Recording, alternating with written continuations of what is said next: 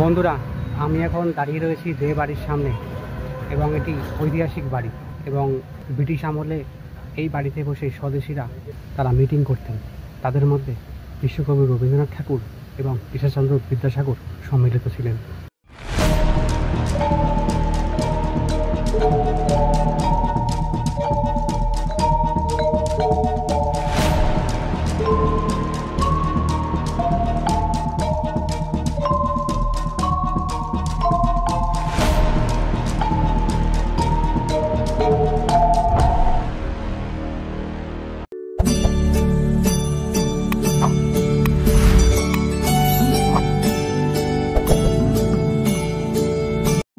এক সময়ে চন্দননগর ছিল ফরাসি উপনিবেশ।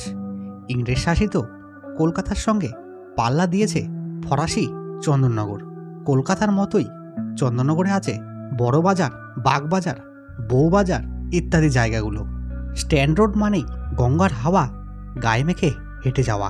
এ শহর অলিতে গলিতে রয়েছে পুরানো গন্ধ। নতুনত্বের ছোঁয়া যতই লাগুক না, পুরানো স্মৃতিতে মরচে পড়েনি একটুও।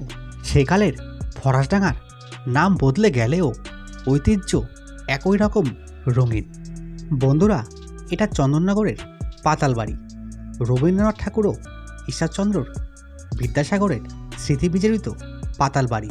পিটুনিয়া, ছাতিম, টগর কিংবা পুরানো বটসত্ত্ব এসব নিয়েই ভরাট বাগান ঘেরা এই বাড়িটি। বাড়ির বাগানে পাশ দিয়েই বয়ে চলেছে গঙ্গা নদী। কোথাও চুন ঘোষানো দেওয়াল, কোথাও শ্যাওলা ধরা আস্তরণ। এ যেন ঝা চকচকে শহরের বুকে এক চিলটে স্মৃতির অ্যালবাম।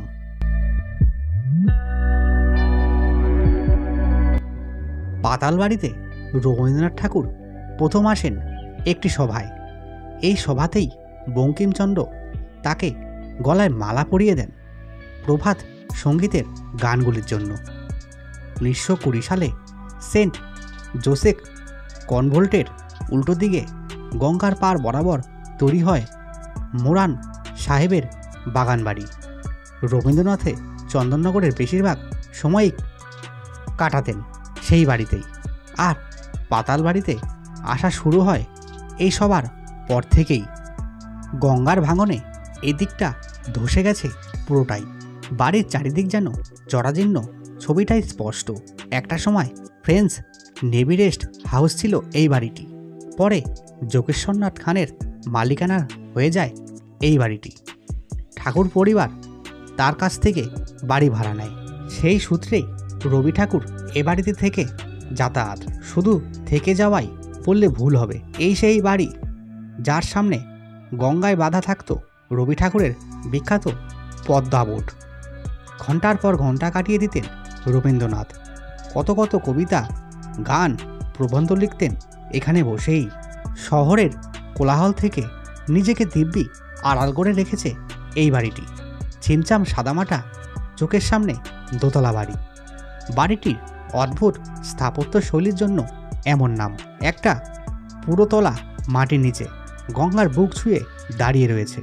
কেমন যেন রহস্যে মাখা।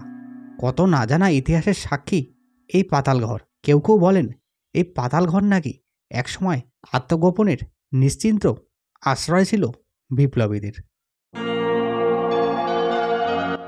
বন্ধুরা, পাতাল ঘরের পাশেই আছে শহীদ মিনার, প্রকাণ্ড এক বট গাছের পাশে।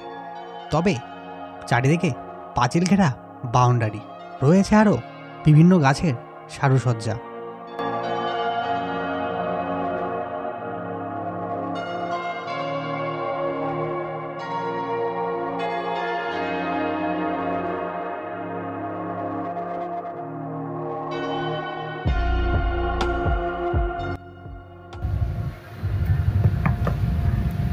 এই অদ্ভুত। বন্ধুরা, প্রথমে ভেবেছিলাম এগুলো পাথর, তারপরে কারণ না, এটা পাথর না, ঠিক ফাইবার টাইপের কিছু একটা।